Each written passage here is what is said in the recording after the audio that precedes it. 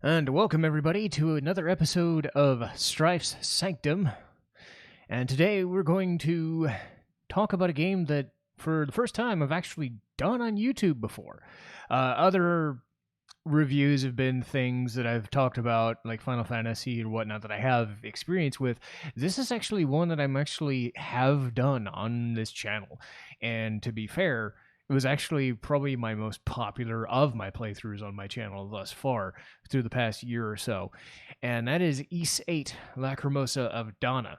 Now, if I slip up and say Dana, that's just because it's my pronunciation of it.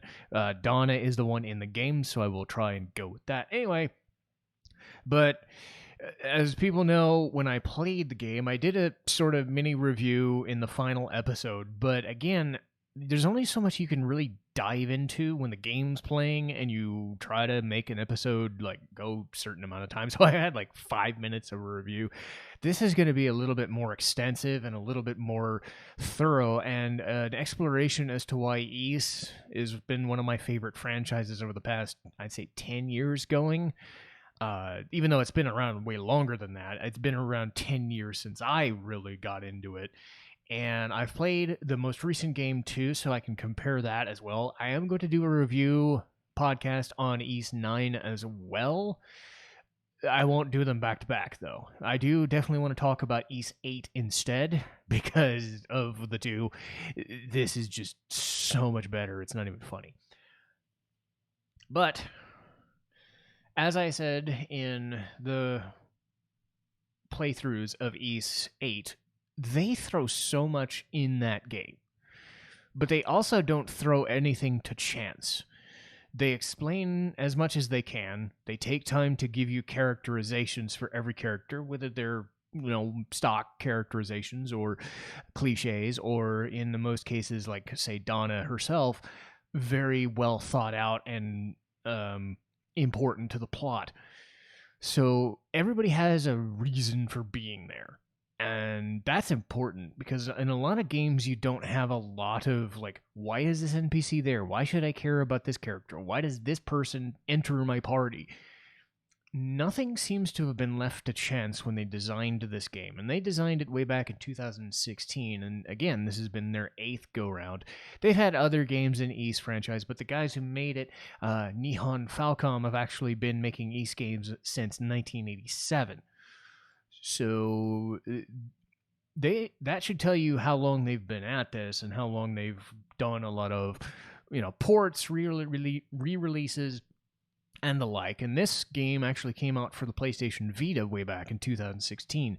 It was ported to the PS4 a couple of years later.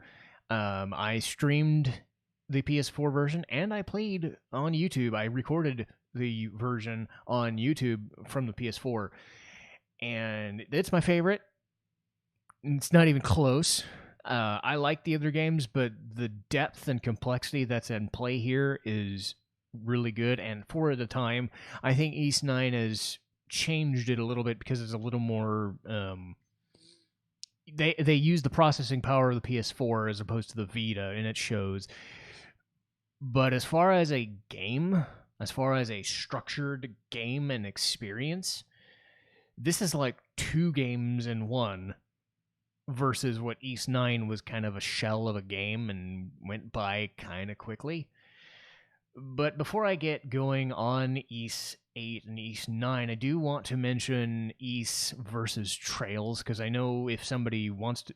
I don't know if anybody brought it up during the playthrough, and I'm kind of shocked they didn't, because Trails seems to be the franchise that people talk about more when they mention Ys and Trails. It's made by the same company, but I made this comparison in the first episode where Ys is like a Pirates of the Caribbean type action adventure blockbuster movie. There's not a whole lot of stuff that's hidden from the player. I mean, outside of story beats and the like, but the gameplay is fast. The gameplay is quick. The enemies are on screen. It's almost like a Zelda game in a way. Like, everything just kind of happens. The story is the traditional RPG. Like, here's a cutscene, here's a character talking, and, you know, you level up and you gain skills and all that stuff. But it is a lot more accessible to people who are just looking for an action game, or somebody who likes the action-based RPGs like a Kingdom Hearts, or if you ascribe to the Zelda is an RPG thing like I do, a Zelda game, because that's really what it looks like. It has a different combat system, of course, but that's the idea. You're on the screen, the enemies are on the screen, you fight them. It's not a turn-based battle system as opposed to Trails, which is turn-based, but they're very dense. The writers of that franchise have spent 20-some years creating a story, and even though they change the settings here and there, they try their best to make every character mean something, every character have a little nuance to them, have everything mean everything, and it gets a little bit too much. I mean, it's almost like a Harry Potter or a Lord of the Rings, as best as I can tell. I don't read those franchises, but in terms of like depth and complexity of characters and world building, Trails is just an island to itself. Ys doesn't have that problem for me, and that's why I've always kind of enjoyed those games more instead. It doesn't mean I'm not going to play Trails one day if somebody didn't ask me to do it or watch them or whatever, but to me, Ys has just been way easier for me to stomach as a 30 to 40 hour experience, in this case maybe 60 to 70, because you don't need to play all the other Ys games to know what's going on or know these references or whatever, versus say something like Trails of Cold Steel, which does have references to the other legends of, you know, like Trails of the Sky and other things like that, or, you know, going out of order and missing who this character is and why they matter. Ys only has about 2 or 3 characters that stay around, so it doesn't really matter all that much. In Ys IX, they took a lot of what they built in Ys VIII and reworked it for a more urban setting, but I don't think they captured as much nuance in the story as I would have liked. Their structure for that game was, we have a character we're going to introduce. Here's the character we're going to introduce. Let's go to a dungeon. Let's fight that thing and get back what they want and then go. And then the story is fleshed out a little bit here and there, but it's not nearly as centralized as Ys VIII is. Ys VIII is about one character, and one character in particular, and everybody else is kind of revolving around that, but it's not even at all himself, which I'll get into when we get into characters, and we might actually... Well, we won't get into that just yet. We'll get into the plot. As I stated before, 8 doesn't have to go after 7 or 6 or 4 or even the first couple. If you haven't played an Ys game before, Ys VIII is actually the best one to start with because it's the most current and modern. Ys IX is the most recently developed, but as I said, it's not better. So I would fish out Ys VIII for cheaper on the same system, the PS4 or a PS Vita if you have it, and you get a setting that doesn't have to take too much setup. It's not a dark game. I think Ys IX tries to go for a darker aesthetic, a more like Persona, mature, like this is like a dingy dungeon crawl kind of thing. And this is more, you're exploring an island and trying to figure out an island mystery, but you're also trying to get off an island. It's Lost. I remember somebody saying, well, they took everything from Lost. Well, okay, I had never watched Lost, so what do I know? But if you're into the shipwrecked on an island and you're fighting your way off it kind of thing, or a Castaway as, you know, a movie, that sort of thing, that's what you're getting with this. Your characters are shipwrecked on an island after a storm, and after a kraken decides to just beat the crap out of the ship. So they wash up on what is known as the Isle of Saren, and you know that story of no one's ever returned, and nobody knows what it's here, but you shouldn't go here, and all that stuff. Everybody knows about it. Everybody's heard about it. They don't know what's on it. And once you figure out what is on it, it's a terrible, terrible, terrible place you don't want to be, but it's a nice, perfect setting because it's a big island. It is a vast island, and for better and for worse, it is a gigantic island. They have a lot of different areas. You have your beaches, your jungles, your caves and the like, but then you have a big giant fuck off mountain that you have to climb off of. You have this gigantic city that you can explore with all these nooks and crannies and different like mini dungeons to go into and hordes of monsters along the way. There's like 3 or 4 different types of jungle environments and beaches that you go onto. So you're just always bombarded with where are you going to go next? What are you going to do? Who are you going to find? That sort of thing. Because the main goal for the first part of the game is to find all the castaways. And they're very smart in how they approach the castaways, because not only when you get a castaway do you add them to a village base, a home base known as Castaway Village, you learn about the character, but they also serve a service. I was trying to say service. They act as a service. Best word anyway. So somebody could be an item shop, somebody could be an accessory shop, somebody could help you with your map, give you rewards for map completion. Someone could give you quests. Somebody could give you rewards for doing quests. And everybody has their own little kind of nuances. You have somebody who's a shopkeeper, you got somebody who's a rich hoity-toity dipshit, you've got the captain who's the best person to ever live because he's a captain, but he knows his way around how to deal with people. You've got your own party, which we'll get into later, that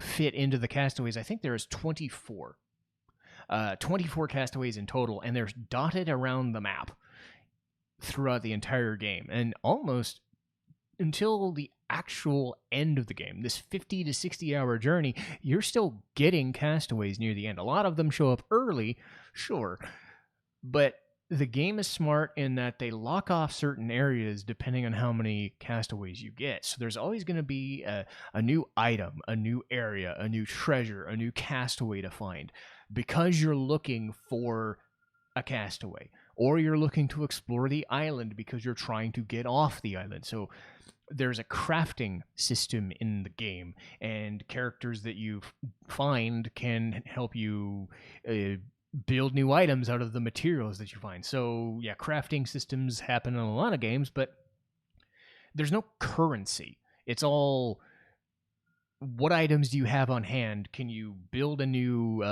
trap for enemies? Can you build a new guard post? Can you get a new item that you were looking for? Can you use this crazy item that you were looking to get, as far as like, hey, I can do way more damage? Like, everything is tied to finding stuff out in the wilderness, and everything is like a piece of wood or a chunk of stone or just whatever.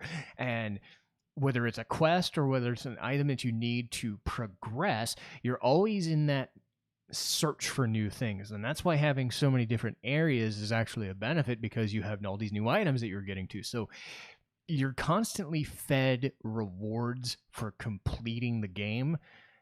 And then once the story hits its second half, you start getting things to go even more.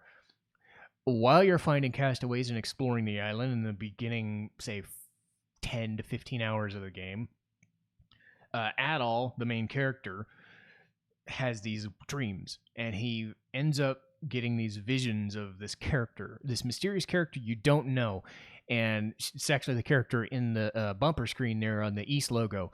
That's Donna, by the way. He gets these little visions, and they're only to him, where he knows that she exists. We don't know where or why or how, but he's getting these visions of her because he's on this crazy-ass island.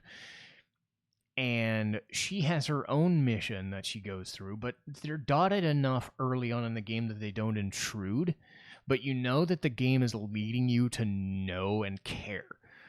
And the crux of the game is about Donna and her plight. So once you get to that point, they give you enough avenues and enough dreams and enough little Easter eggs. That was the term, Easter eggs, that say, who is this person? Why do I care? Where is she at? And what can I do with her? Because in Adol's case, he and his party are fending off what are known as primordials. Shorthand dinosaurs. They washed up on an island of dinosaurs. The Kraken is there too, but he's kind of the big bad for that part of the game, who you need to get rid of to get off the island. But you have primordials. Gigantic dinosaurs that you can't damage for shit. And some of them show up multiple times. And they make a big deal out of it because I'd say 2 or 3 chapters in, you can't kill them until a MacGuffin is found. And then you can start killing them. But they still take forever to kill. That's the point. Because they even have a place later on in the game, about, I'd say 30 to 40% of the way through, that is just an endless plain full of dinosaurs. Some of them are way harder than others. Some of them are docile, unless you're dumb enough to fight them. If you want to, you can. But at that point in the game, you're like level 30 or 35 or 40 even, and you're fighting an enemy that's level 90 or 80 or something like that. Yeah, don't do it.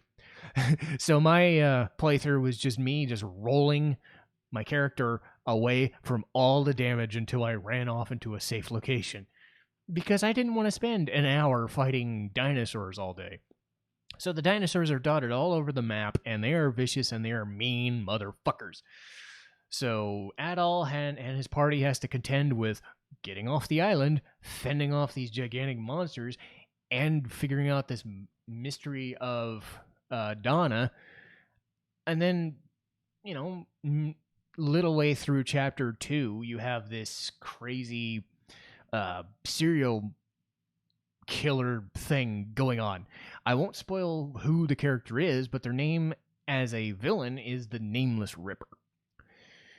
His whole thing is he just wants to do some damage, and he's causing chaos, and he's just loving it.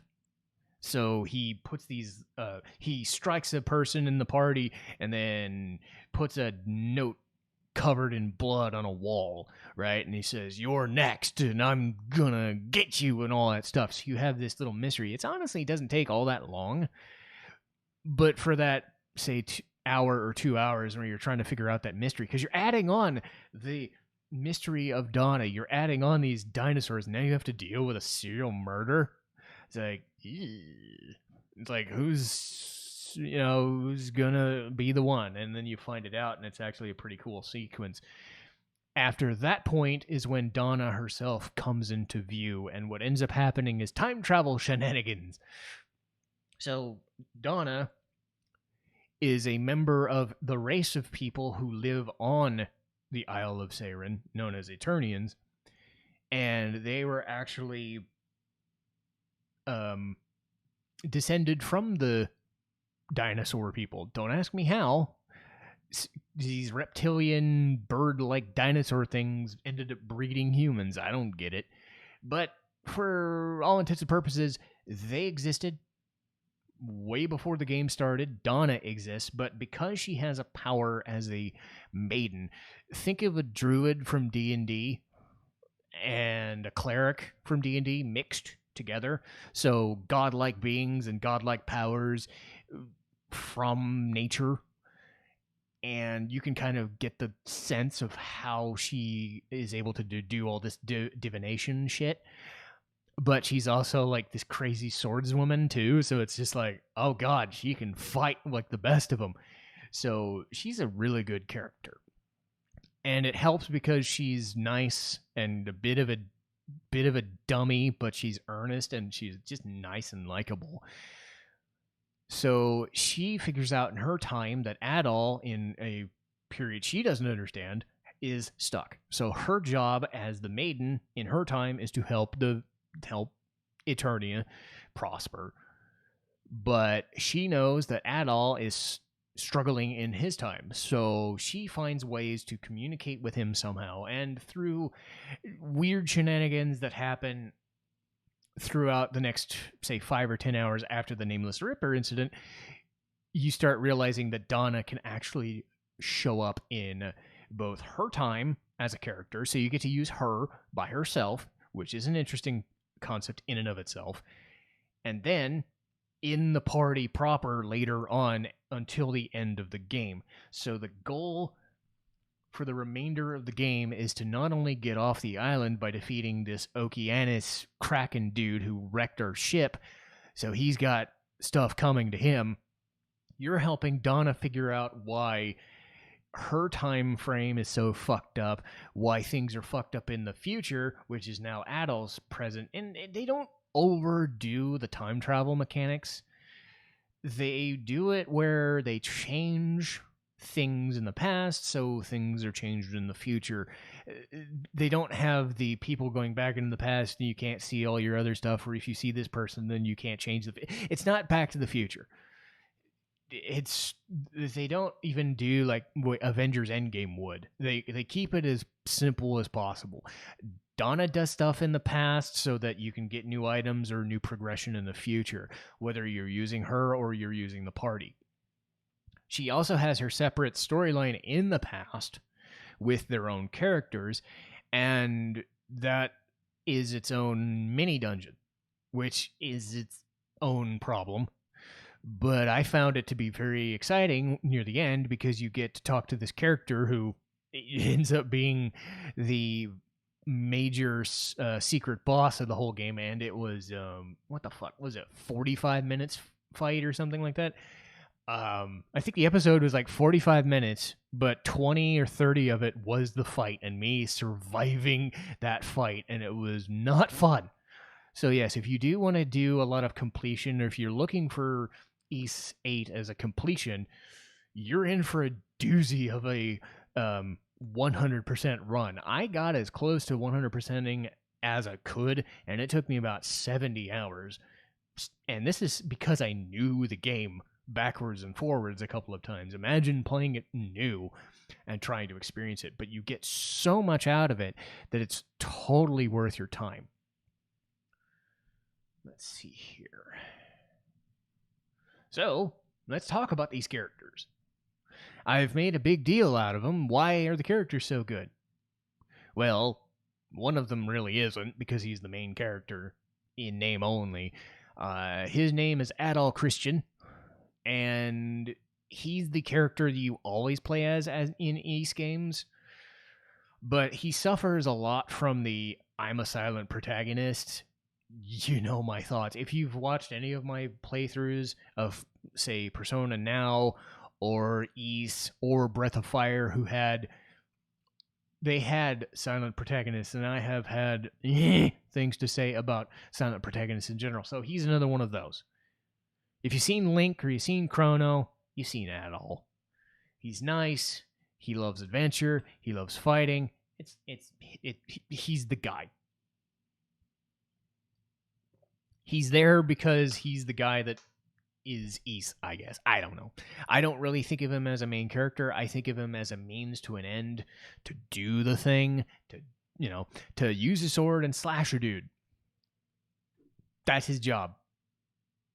Group the party together, slash a dude, stand there like a stump, and explain the situation when there is a cutscene.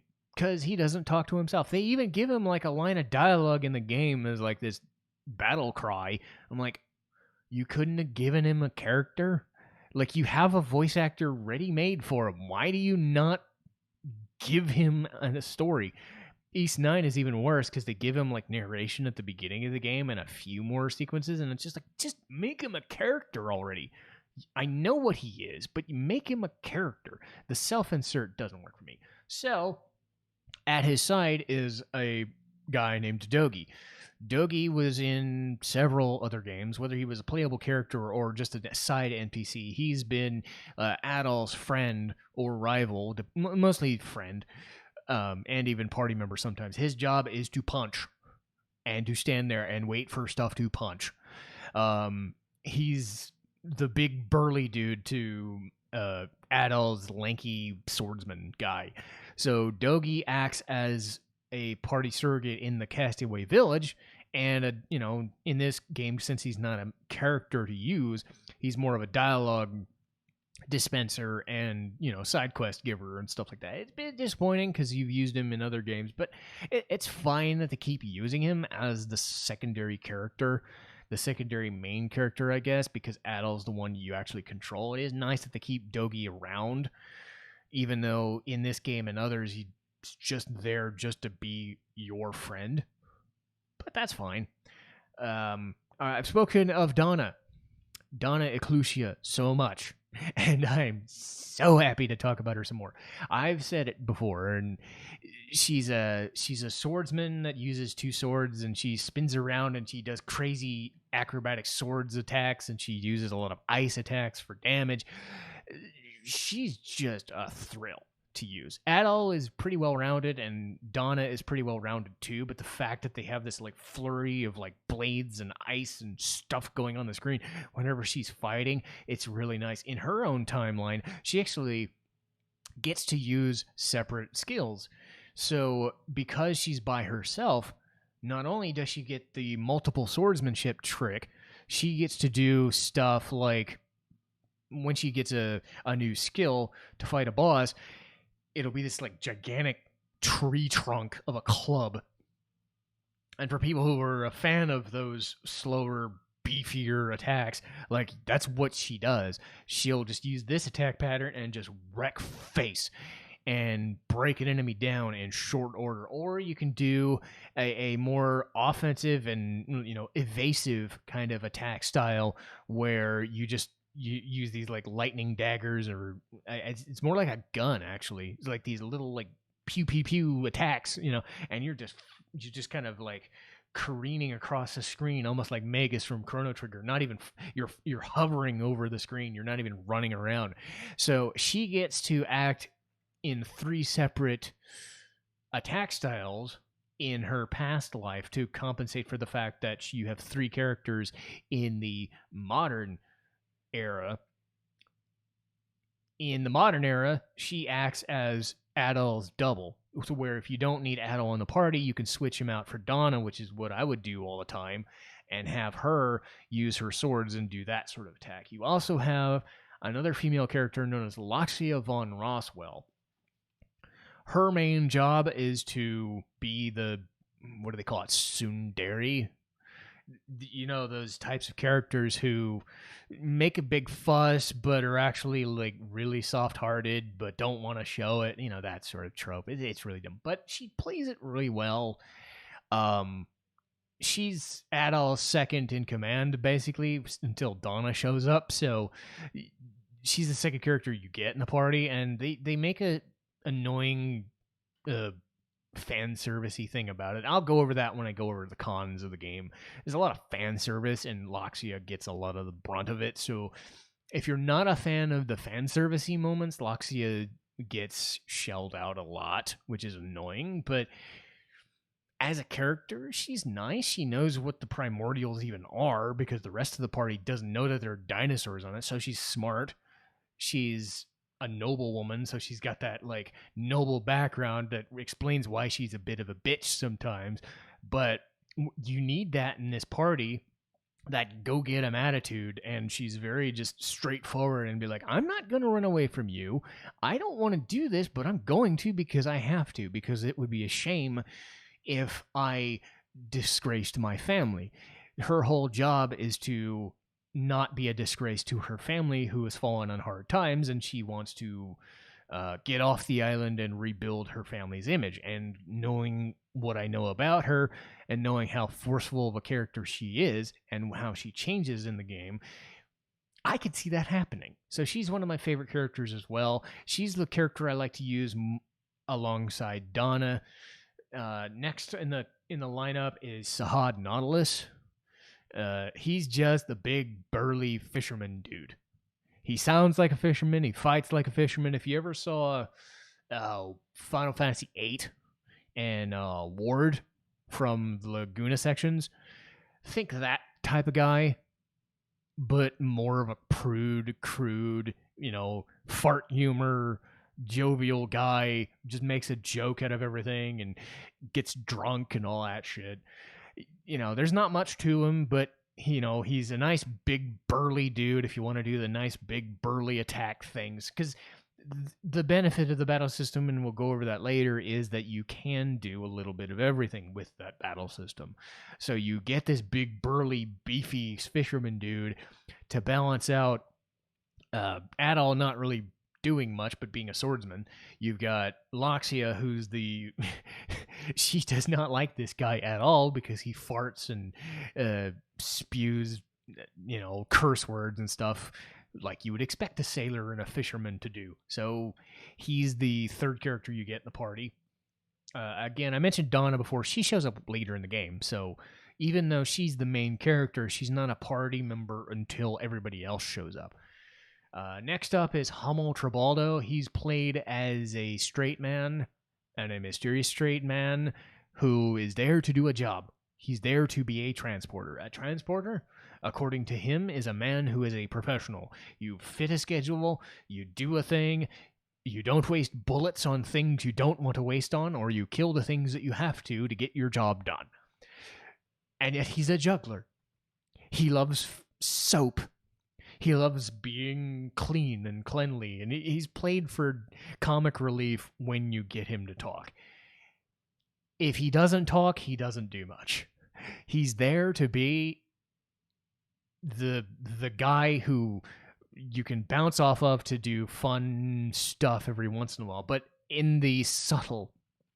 If you want the in-your-face comedy, you can do your in-your-face comedy with stuff like Sahad does, but if you want the subtle, I'm a lot funnier than I give credit for, Hamel is your guy, because he just played very nice, very easy, very forward. Not much to him, but when they give him time to be on screen, he shines. There's also the last party member that you physically get as a party member is Ricotta Beldin. And if you've played any JRPG, you know that kids are the most OP characters in existence. I've said this as a joke before. If 16 to 17-year-old teenagers with swords are Jesus Christ, then the 10-year-olds with sticks are Jesus' shepherds and other people. Something like that.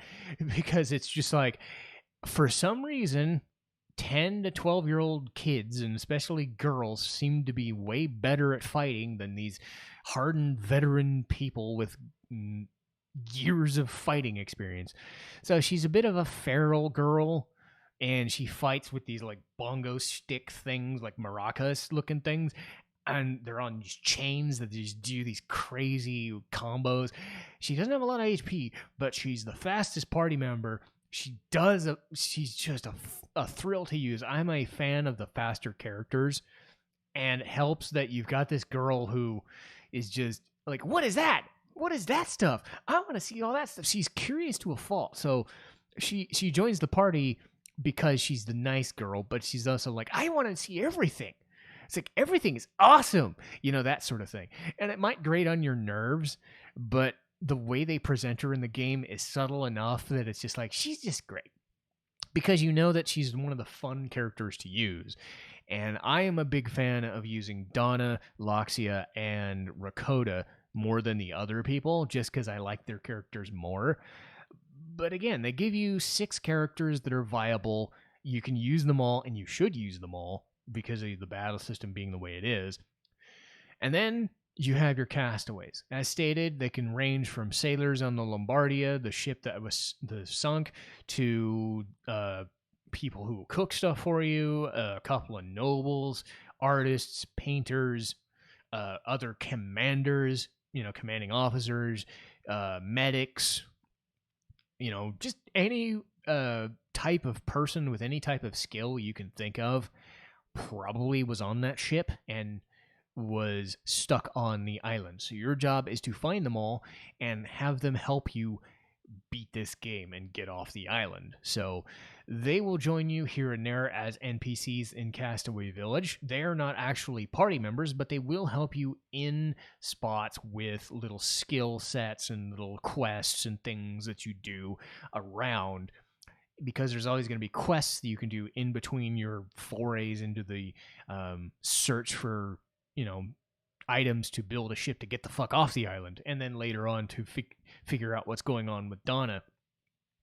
So again, the game is structured in the way that you find Castaways first, you figure out how Donna is in your timeline to begin with, and then you help her later on in the game, but along the way you're also helping further Castaways, and then you're trying to get everybody off the island as best you can. I won't go into these story spoilers too much, and I mean, if you've seen my entire playthrough, one, thank you very much, because it was a long one, but the story itself builds on itself very well without being obtrusive.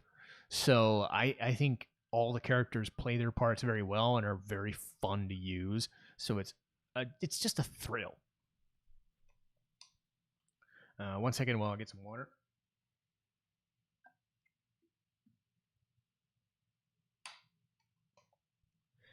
Okay, so I did a little digging into the battle system here and there, specifically with Donna. So we've talked about how Donna's system works in her section. With her section, she has a normal fighting style, which is, well-rounded and works against lots of people. You got a big burly stick that hits hard and really doesn't do much else but hit hard. And then you've got the faster, quicker, speedier kind of attack pattern. That was done because the main modern era fighting system is a tic-tac-toe battle system. So enemies have weaknesses, and each character is divided into 3 specific groups, so 2 per group. Adol and Donna are slash types, so they will do damage with well-rounded slash attacks to just do, wolves, beasts, plants, you name it, that sort of thing. They will do damage to them. If you have Laxia and Hamel, who have a rapier and a gun, or a bayonet, they can do pierce damage. So they're good with flying types who are in the air. You can knock them out of the air and then start piercing through their armor. Or anybody who, is just smaller in general, and you can stab through them and do damage that way. Sahad and Ricotta dabble in just bashing, whether they bash with a harpoon stick, like a half of a harpoon from a harpoon, or in Ricotta's case, the maracas of doom. So they strike harder enemies like primordials and enemies with shells like turtles and the like. So everybody gets to do that because you have to break enemies. You have to break enemy guard, and each enemy has those specific weaknesses. It was something that they introduced, I believe, in Ys VII. I believe that's when it started. I know I saw it in Ys Memories of Celceta. They've kept that sort of system going for the last 4 or 5 games. They used to have it where Adol was the only character in your party, so all he'd have to do is either use a sword, or even in the early games, just run into enemies with the bump system. So run at them from the side and do damage. So they've had a couple of different battle systems. This tic-tac-toe fighting system has been the one that they've stuck with. It just makes sense. It gives party members that you wouldn't use a reason to use them. Like if you're damaged, like say if you get hurt too much, you can swap in a second character to do the job too. And the game will even prompt you and say, oh, well, this person will be good against this character, so use them instead, as your party member. If they're not in your party, you can actually take less damage. So one of the keys to the battle system is to do as much damage as you can with one person, switch to the other person so that they have a full health bar, because they, for whatever reason, don't get hurt if they're in the back, or they don't get targeted, or whatnot. They can still do damage in the party, but they, because they're not being focused on as the main character, take way less damage. Damage hurts even on normal mode, much less any of the harder or extreme modes. So you do need to balance out how much HP you have versus how many items you have versus how many party members you have. There's a healing mechanic if you stand still, but it's not very viable. Your best bet is to switch out party members when they're not healed, and then when everybody's hurt, either use some food or some items to heal up as fast as possible, or hope that you find a save point which will heal you automatically. So they do the Final Fantasy X thing where it just heals you once you find a save point. As stated, there's crafting, and everything has to do with crafting. So you get better weapons, you get better items, you do this. If you go up a mountain, if you go in a cave, if you go into a boss dungeon, you're finding items. You're crafting stuff all the time. You're crafting for everybody. Crafting is currency in this game. And it's fun because you're on a deserted island, it makes sense that you'd be wanting to craft a bunch of shit. So you don't have money. You have items as your money. So you barter and you try to get the right items for the people in a quest, or to get a certain specific item for defending the village, or getting a better weapon, or whatever. So I've said this before, but everything has to do with finding items. It can get a little annoying later on when some of the more rare items start showing up and you really, really need them, but I think the game does a good enough job of not making it so rare that it's insufferable. Getting back to in battle, you have Flash Guard and Flash Move. Alongside the tic-tac-toe battle system, you have what is known as Flash Guarding, where if you hit a certain button at the right time, you defend, and every attack that you get for a, say, 2 or 3 second window will be a critical hit. Or you could do what is preferable and is known as a Flash Move or an Evasive Move. If an enemy hits you, they do a shit ton of damage, whether they're a boss or just a normal enemy.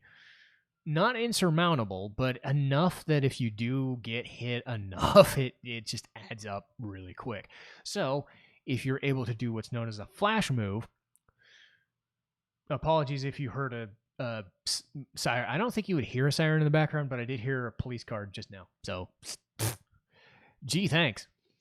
Trying to do a podcast and stuff happens. Anyway, flash move is if you avoid an enemy attack at the precise moment that you need to, and some are easier to do than others, but it could be a fireball, it could be a heavy strike, it could be just normal attacks. You get like a 2 or 3 second window where you get bullet time, and you get to do way more attacks. They aren't critical hits, but you can actually chain them both together. If you're able to do a flash guard and a flash move, you not only get the bullet time effect, but you get the critical hit effect. So if you're able to do both at the same time, you can really do some serious damage. And it, even with bosses, it still matters, but it's a big deal when you want to break an opponent and do more damage. There's something known as the stun and break mechanics. Stun is they're just on the ground, they're paralyzed, they're still taking the same amount of damage, but they're stunned. When you break them, they don't move and they take a serious shit ton of damage. So your job when you're switching out all these attacks or doing flash moves and whatnot is to chain everything together so that the enemies that you fight are broken. It's a lot harder on bosses, but the bosses themselves have their own meters that go up and up and up and up as you do damage to them. And then you get this like 10 to 15 second window to just wail on a boss and then redo it and try to do more damage. So it's not as I don't think it's as like, say, annoying or wonky as like Final Fantasy Remake made it. If you remember playing Final Fantasy VII Remake, if you played it at all, they have break mechanics in there too. It's fairly similar to those stagger mechanics. So if you've played Final Fantasy 13 or 7 Remake, it's essentially the stagger mechanic. You break an opponent so you do more damage in this big flurry of damage. And then you repeat, and then you try to get them staggered again, so you keep doing damage upon damage. But at the same time, you're trying to mix and match attack types, and you're trying to avoid damage using flash guards and flash moves. You also get special skills. Everybody gets a set of like 10 to 15 different attacks that vary from straightforward attacks to area of effect to stuff for flying enemies to stuff in a just stuff in a circle, not really area of effect but just in an immediate circle, or stuff in a cone like straight in front of you to like a spread shot kind of thing. Everybody has their own like skill set, and you can find ones that do the best for you, and they have their specific stats of this one breaks better, but this one stuns better, but this one does way more damage, and they rank them based on all of that, so you can kind of gauge which 4 skills you want to use for a certain character. So there's a little bit of variability for everybody involved. So everybody just gets a lot of fun, unique stuff that you can do with them. Alongside with all the bosses that you fight during the game, and there's tons and tons of them, you also have what are known as raids. And in the PS4 version, you actually have hunts. But raids and hunts are fairly similar. Raids, I'll talk about more specifically. I talked about defending Castaway Village before. Raids happen because dinosaurs or other monsters or bosses or whatever are breaking through Castaway Village and just want to wreck shit up. They weren't sent there by specific means. I think later on in the game they do try to tie it to the plot, but for all intents and purposes, monsters are coming to kick the shit out of you, and you got to defend the village. You have to do like a tower defense minigame kind of thing. Avoid having the barricade destroyed, so you level that up first, and if you level it up enough at a certain point in the game, you're just like, they won't take damage. The barricade won't take damage unless you want it to take damage. So you can just fight and fight and fight. Because the raids exist in a weird battle arena, every castaway that you have can help you build up your skill gauge or build up your extra damage gauge or just heal you for extra damage. So you can just hack and slash.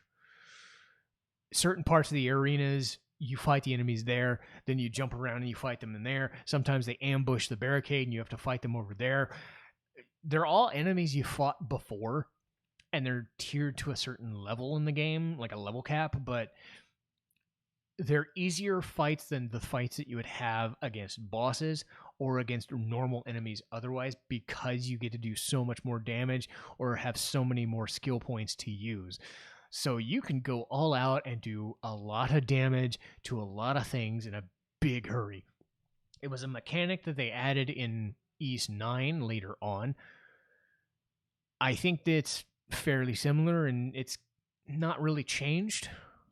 In both games, you're going to get a fun change of pace battle system when you get to do a raid or a defense battle.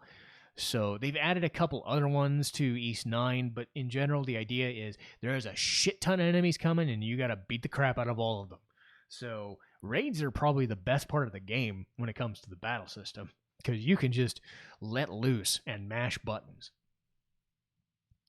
Another good thing Ys does, and Ys has done for a long time, is music. And Ys VIII is yet another in the strong lineup of, oh my god, I love this music. It's just, oh my god, I love all this music. It's so good. The opening theme, when I heard it, when you open up the game, you get treated to an instrumental version of the theme and then a little more somber version. If you let the game play out, you actually get the intro anime cutscene and you get a different version with a little more bombast to it. Either way, the opening theme is this nice little mysterious, just procession of instruments. It's just so nice. It's my favorite theme, and you hear it every time you start the game, and it's like, well, I'm already jazzed up for playing it because I just want it. It's almost like the prelude from Final Fantasy VII. When you hear it, you're just like, I want to play this game right now. I'm invested in it because it has that mysterious aura.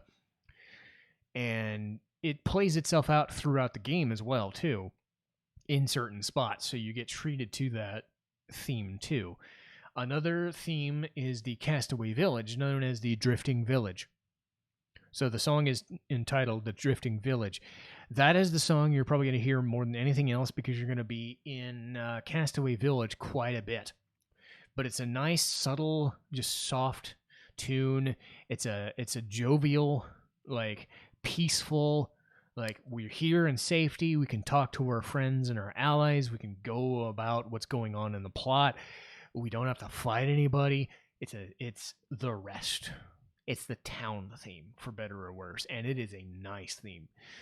Nice guitars, couple of little instruments on top of the nice guitars in the song. It's a very short song too, but it really sets the tone for this is your break spot. This is where you get to have some fun and do some stuff with your party and not have to fight so much. But the battle themes themselves are nice. So every area has its own specific theme. So one for the beach, one for running around. I think there's like 4 or 5 specific themes for running around certain areas, like hillsides and mountains and beaches and the like. But every area, say like that giant fuck off mountain known as Gendarme, and I will say it that way, Gendarme, it takes up its own chapter.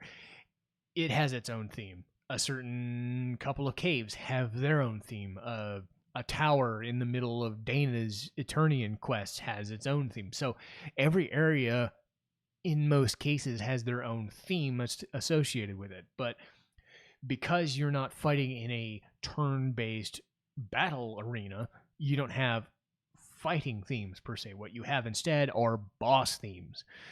And there's about 3 to 4 different boss themes. A couple of them are known as, where was that list here? It's Deadly Temptation, Crimson Fighter, and Red Line. My favorite is Red Line because that is the raid theme that you get when you do the beast raids in Castaway Village. And those are just fun. It's just straightforward, like heavy metal, boom, right in your face. It's just chugging like a Judas Priest or an Iron Maiden kind of song. It's just like right in your face. It's just thrash kind of stuff, and it won't stop until you beat the enemy. So you get these 10 minutes of like just I want to fight him. You're jazzed up to fighting a guy because the song is running through your head. And then every time you fight a boss, you get like these 2 or 3 specific themes that are really fun and really exciting that change the pace and tell you, oh fuck, I'm fighting a dude now. Oh boy. So get used to fighting themes, get used to the battle theme, but Ys VIII is really good, and just listening to the OST on its own, the soundtrack on its own, is fun. Let's see here. So as I usually do, I'll talk about the negatives in the game first, and then get to the positives, and then we will call it. So I talked before about the Nameless Ripper. It doesn't last all that long. Despite it being an interesting little subplot of this serial killer / serial murder, like just serial, like chaotic guy that's going around fucking with everything, messing with people's heads, and in some cases, like injuring people, you know, it doesn't really take all that long. It lasts about, I don't know, 2 to 3 hours at most, depending on how long you get through a couple of sections and how long you do some quests. So you have a couple of cutscenes, but it doesn't really do much. And then when you find the guy, it has an emotional weight to it because a character is involved or two. But without spoiling it, it ends up being a bit of a fake out. Because you listen to what this guy says, and his whole mantra is, I love chaos, and I'm just doing it for the chaos, and we are born and bred for this. And then you find out, no. He was a boss fight, sure. But other than, doing some of the crazy stuff he does, he doesn't really stay as welcome. He doesn't really become the thing that he wants to be because the game kind of takes a left turn and says, nope, that's not what we're doing. Instead, we're getting you back to, oh shit, we have dinosaurs in this place. Fucking deal with that shit instead of this guy. So it is whatever. There are a lot of quests in the game. And some of them are nice, but a lot of them take a lot of time or can either be ignored but really shouldn't be. What drives me nuts is that they're timed. They're timed in several sections of short, medium, or long. They're color-coded, and short is red, and that means you have to do it by the next dungeon you complete or you're locked out of it. Mid is probably like 3 to 5 separate sections, and it's something you can let go for a little while, but you don't want it to go too long, otherwise it'll turn into short.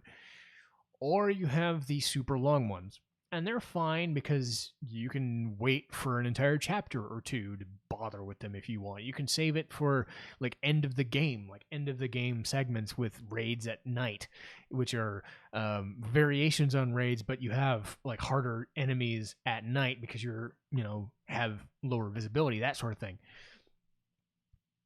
So the quests are numerous, and while they do help you improve your standing with your characters and build your reputation to get the better endings, the fact that they are timed does get to you a little bit. And if you're trying to get invested in the story and you're stopping to do this stupid little fetch quest for one of the characters, it does kind of, why am I doing this?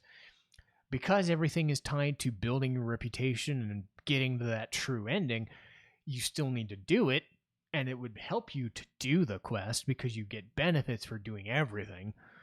It still does feel annoying that you have to set them aside at a specific point. You have to stop everything you're doing to do the quest.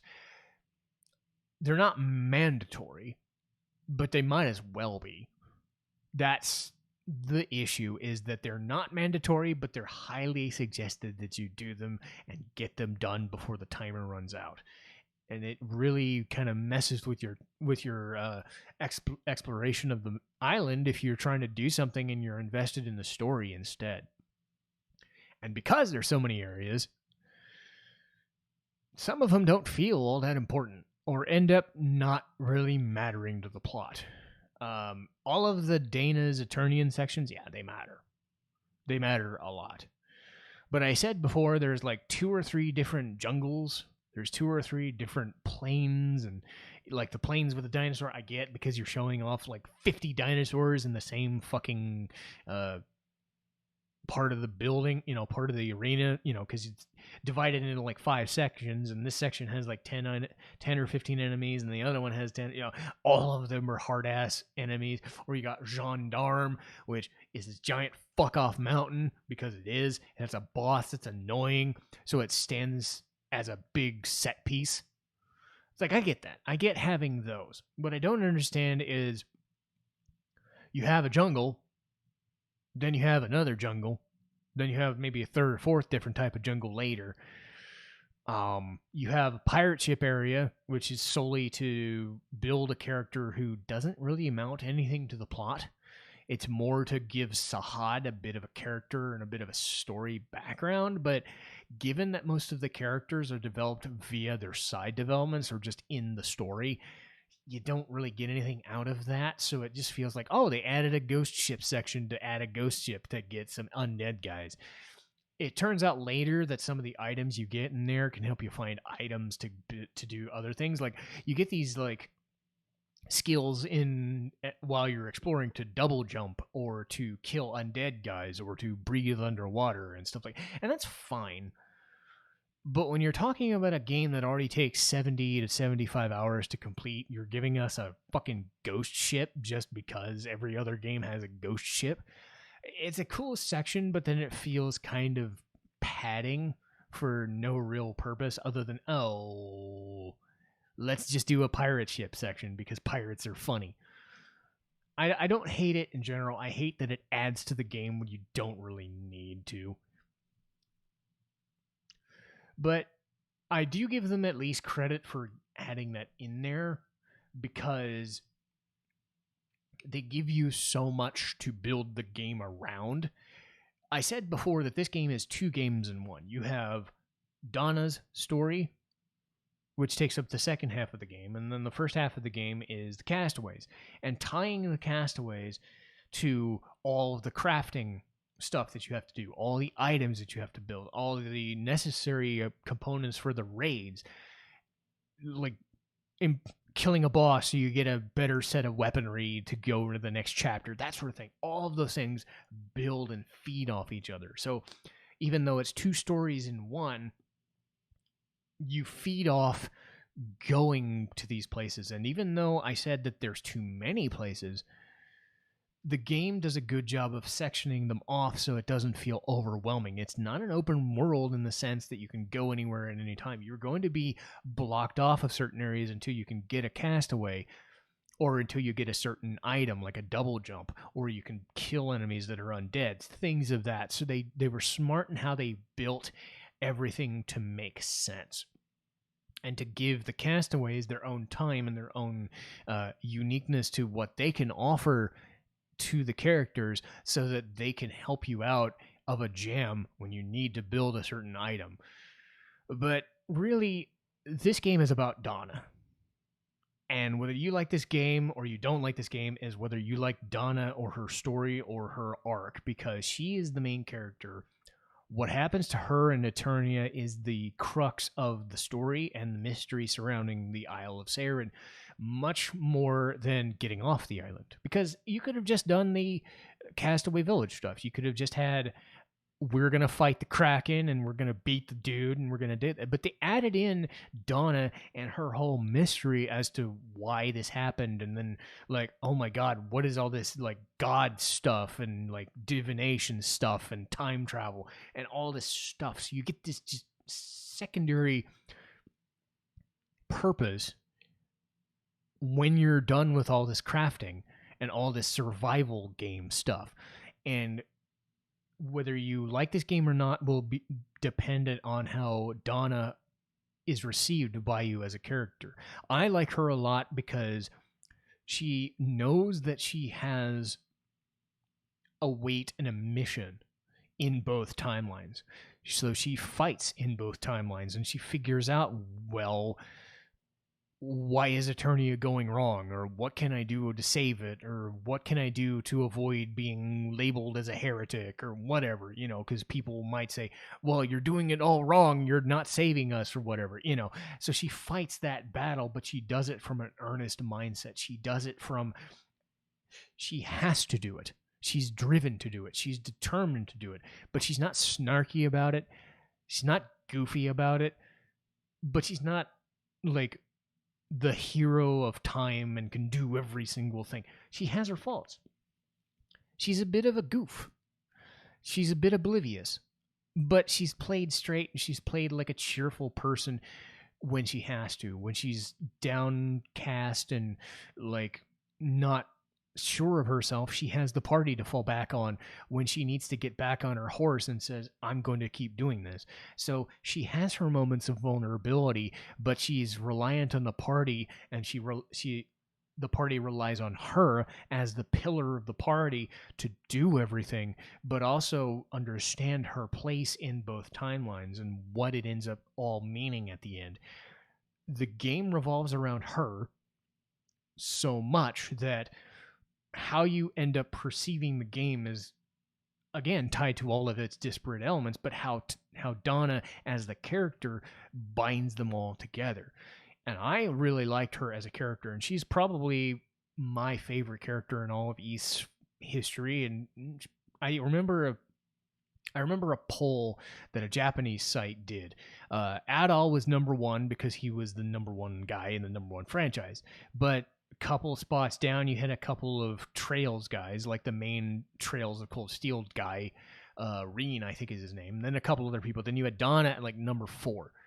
She had like 20 or 30 different games in this Ys and Trails series that people could have talked about. And from a fan voting point of view, Donna came in number 4. You know, that says a lot about how important she was as a character, especially for a single game to just be remembered as fondly as she is. And I would play this game again just to go through her story, much less anything else that goes on in the game. And I've said before, the battle system is unique, but fun and free-flowing. There's a lot of disparate elements that key in on each other to make a huge experience, but everything feeds on itself through the conduit of this character, that story you want to see through to the end.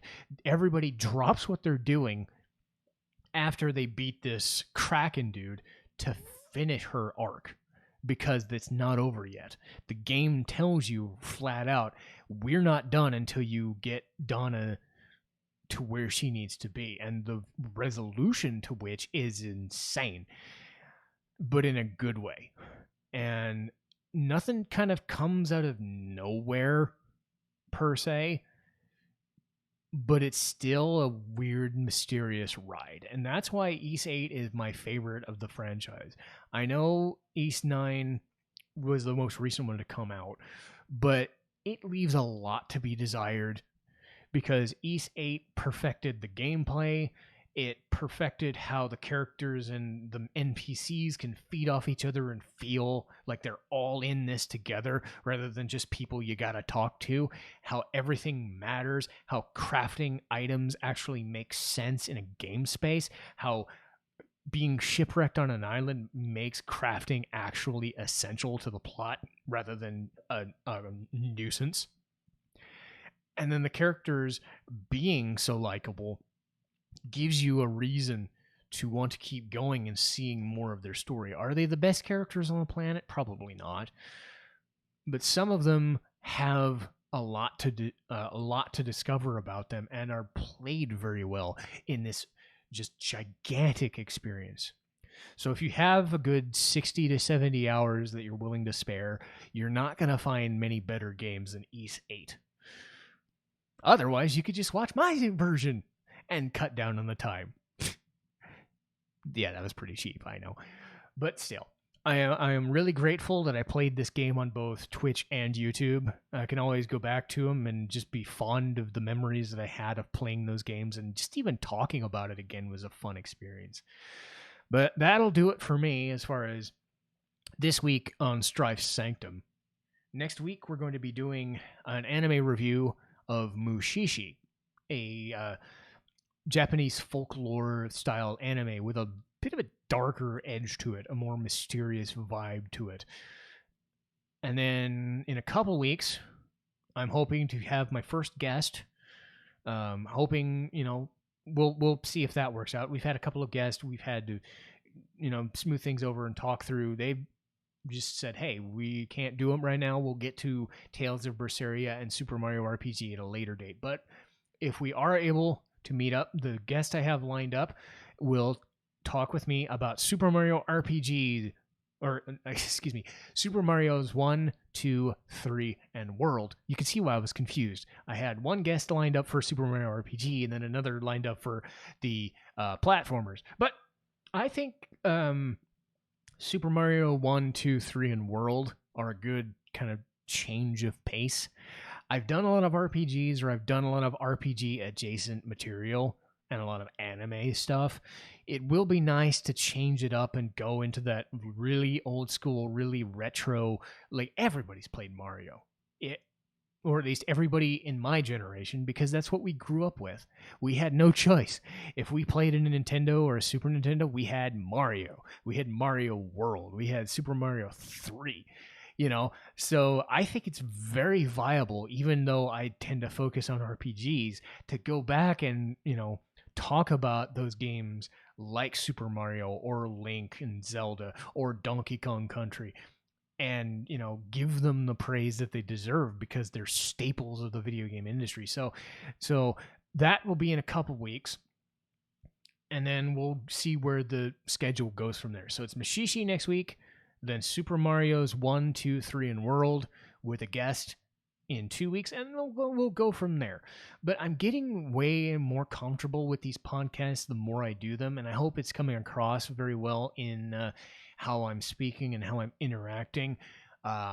Sure, I do a little stammer sometimes and here and there, but I think as a whole, I'm getting my voice down, and I hope that's coming across, and I hope people are enjoying these more and more, and I'm doing them more and more, and people feel better when they listen to them. Because I have a lot of information about these games, and I have a lot of games yet to come. I have a lot of anime yet to come, and a lot to talk about. So the better I get at explaining these games, the better it will be, whether people decide, hey, I've played this before, but I want to play it again. Or, hey, I've never played that before. That sounds really awesome. I really want to play that. Or, maybe not for me. They serve a purpose. So in my small way, I think I'm providing a service for people who are not sure about whether they want to invest in a franchise or a game in particular. And I just want to keep doing it. And I am excited. So we'll see how things develop on our end. But I want to thank everybody for today's listen of Strife's Sanctum, Ys VIII, Lacrimosa of Donna. And I will see you guys next time. Citizen Strife, signing off.